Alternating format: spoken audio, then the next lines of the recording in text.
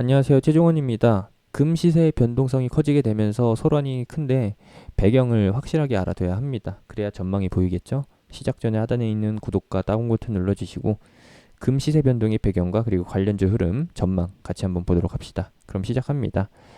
먼저 선결론을 내드린다라고 하면은 금은 반등할 수밖에 없는 상황이다. 이번 쇼크는 낙폭, 하락폭이 굉장히 크기는 하지만 그럼에도 불구하고 반등은 나온다. 저점이 잡히고서 이제 흐름이 돌아선다 라는 것을 참고해 주시면 되겠고, 그리고 관련주로 알려져 있는 고려아연 같은 경우에는 좀 금의 움직임과는 다릅니다. 상승 배경이 다른데 그래도 금의 시세가 변동이 나올 때 움직일 수 있다라는 점. 왜냐?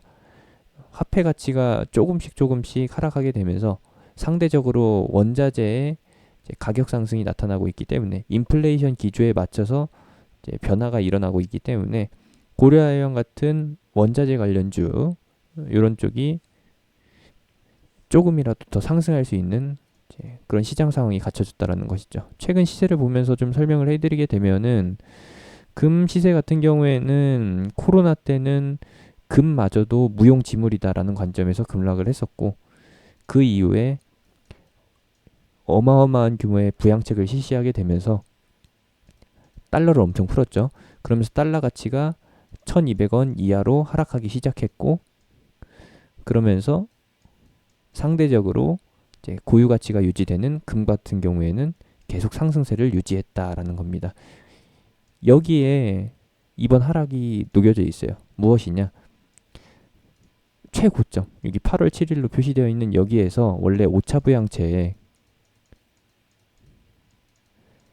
실시가 이제 마침표를 찍을 뻔했었는데, 확정이 될 뻔했었는데, 여야 간에 공화당과 민주당 간의 의견차로 인해서 5차 부양책이 부결되자 표류 상태에 낙동강 오리알 상태로 흘러가게 되자 급락이 나온 거예요. 원래 5차 부양책이 실시가 되면서 추가로 달러가 풀어지게 되고 달러 가치는 하락하면서 원자재 가격들과 그리고 그 대표인 금이 고유 가치를 유지하는 금 시세가 더 오르려고 유지가 될 뻔했었는데, 상승 기조가 유지될 뻔했었는데 부결이 나면서 이렇게 하락을 했다. 근데 팩트는 무엇이냐? 조금 어이없게도 이번에 부결이 나온 이유는 이겁니다. 한다 안 한다로 해가지고 의견차가 발생이 된 게 아니라, 민주당이 반대한 이유는 민주당 쪽에서는 이제 실업수당을 주당 600달러로 주고 싶은데 공화당 쪽에서는 그렇게 되면 재정 부담이 크다. 주당 400달러로 추가하자. 규모의 차이가 있잖아요. 민주당은 어차피 선심 쓰는 김에 어차피 빚잔치로 해가지고 돈 푸는 김에 복지하는 김에 크게 하자라는 쪽인 거고, 민주당은 원래 복지 쪽으로 통이 크니까요.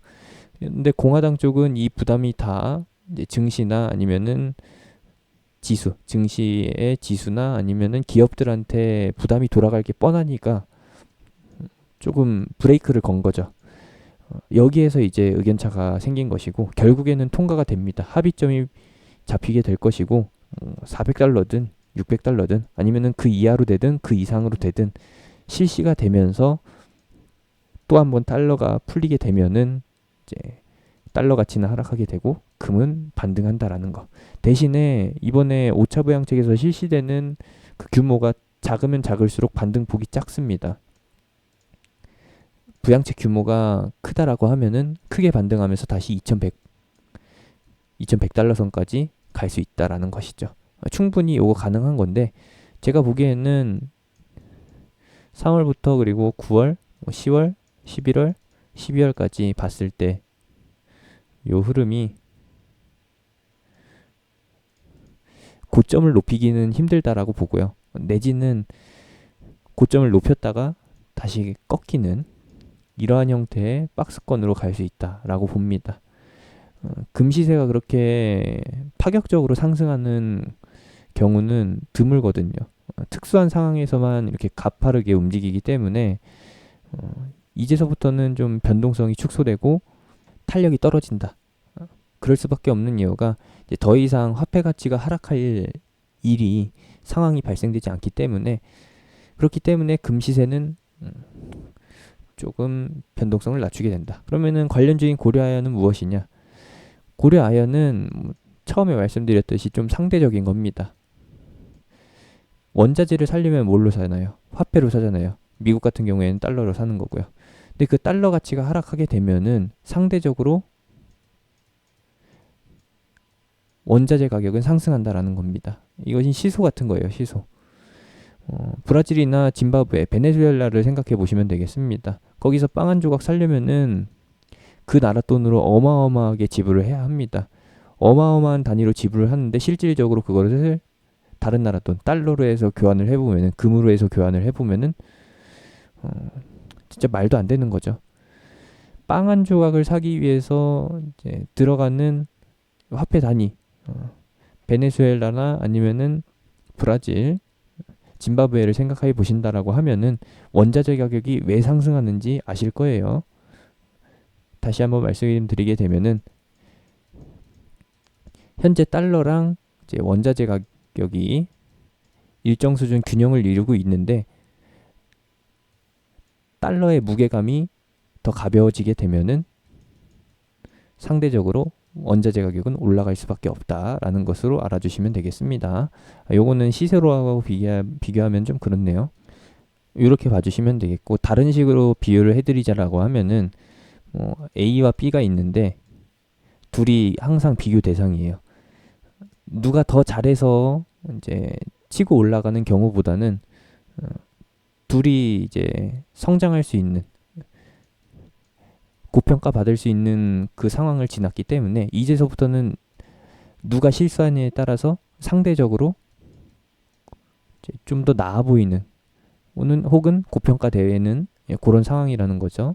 만약에 A가 잘못을 해가지고 A의 이미지가 떨어지게 된다라고 하면 상대적으로 B의 이미지가 올라가게 되는 이런 상황이 바로 달러와 이제 원자재라고 보시면 되겠습니다. 비철금속 쪽 그쪽으로 관련해가지고 고려아연이 이제 금 관련주로 해서 엮여 있는 것이고, 뭐 이 외에도 테마주로 엮여 있는 몇 가지 종목이 있기는 한데 그건 의미가 없다. 솔직히 고려아연이 금 시세가 변동을 보인다라고 해서 그렇게 매출이 큰 폭으로 변동이 오는지 안 오는지 제가 알 수가 없어요. 여러분들도 알 수도 없지만 한 가지 확실한 거는 금 시세보다는 달러 가치의 변화가 올 때 이제 고려아연의 비용적인 면, 재고평가이익이나 매출에 영향이 있기 때문에 달러 가치 변동에서 고려아연의 차트 변화가 온다라는 거. 지금 현재 5차 배행책을 실시하게 되면은 달러 가치가 추가로 더 하락할 예정이기 때문에 고려아연 같은 또는 내지는 포스코 같은 원자재 관련주의 차트는 시세는 조금 더 올라갈 수 있다라고 보시면 되겠습니다. 이러한 관점에서 시장에서 말하길 달러 가치가 하락하게 되면은 국내 증시에 도움이 된다라고 하는데 그거는 일부 업종에만 해당이 되는 겁니다. 고려아연, 포스코 같은 종목이 그 대표적인 것이다라고 보시면 되겠고, 수출주도 역시나 영향을 받게 되는데 그 부분까지 설명해 드리게 되면 굉장히 길어지게 되니까 여기까지만 설명을 해드리도록 하겠습니다. 마지막으로 한 번 더 요약을 해드리게 되면은 금, 은, 안전자산의 변동이 크게 발생이 됐었는데 이것을 하나씩 풀어서 얘기를 해드리게 되면은 금 같은 경우에는 안전자산이다. 은도 마찬가지고요. 그리고 뭐가 있어요? 위험자산의 반대다.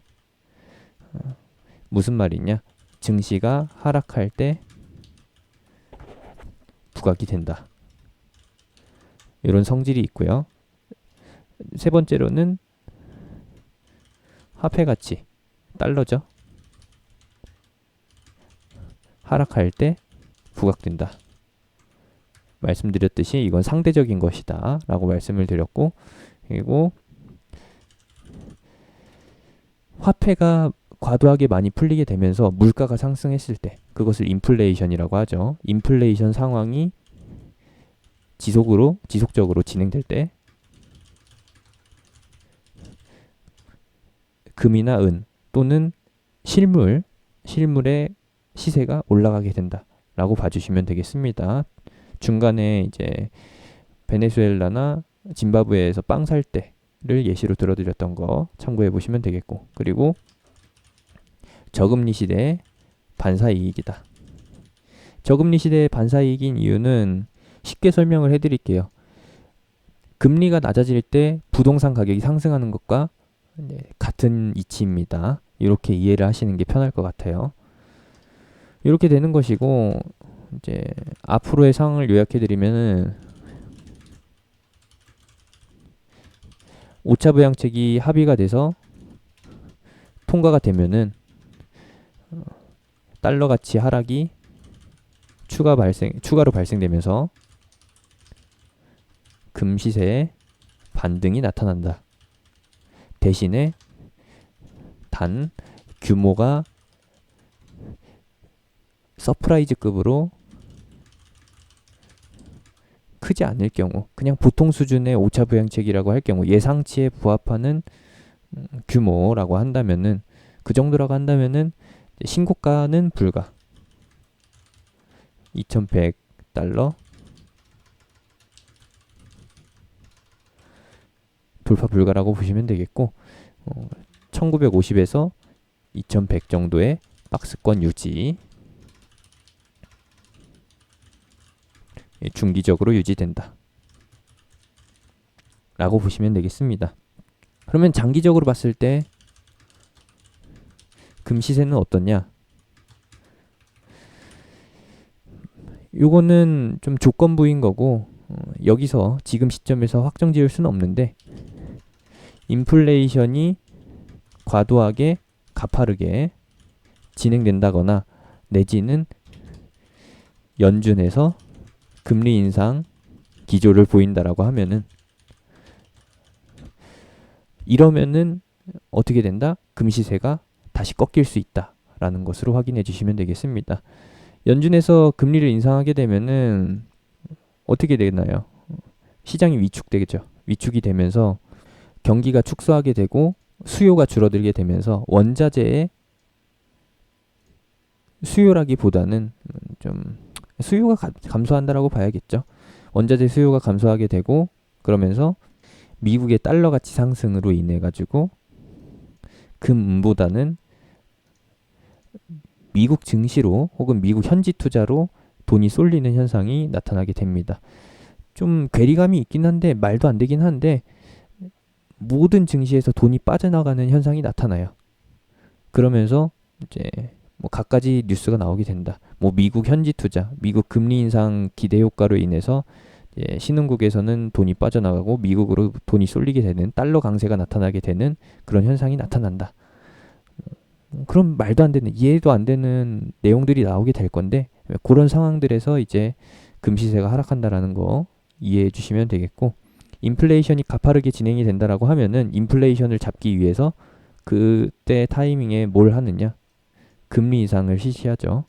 뭐 이렇게 되면은 이제 안 좋은 상황이 계속해서 순환되는 악순환의 고리가 시작이 되는 건데, 뭐 그건 어쩔 수가 없습니다. 뭐 다행히도 지금은 미국 정부에서 돈을 그렇게 풀어도 사람들이 돈을 안 쓰고서 오히려 저축하는 상황이 있기 때문에, 돈을 쓰라고 해서 줬는데도 안 쓰기 때문에 인플레이션이 나타나지 않아요. 품귀 현상이 나타나지 않는다라는 겁니다.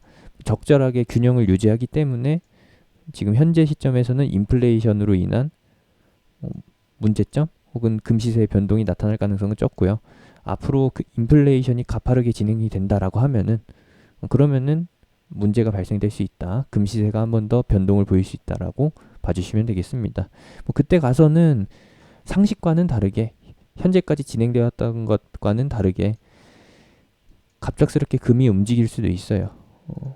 요거는 사실 엿장수맘이다라는 겁니다. 금 시세를 움직이는 주체 쪽에서 좀 주도하는 것이지, 이러한 이슈들은 그냥 참고사항이라는 거 상식선에서 알아두시면 되겠습니다. 지금 걱정할 부분은 이거 아니고요.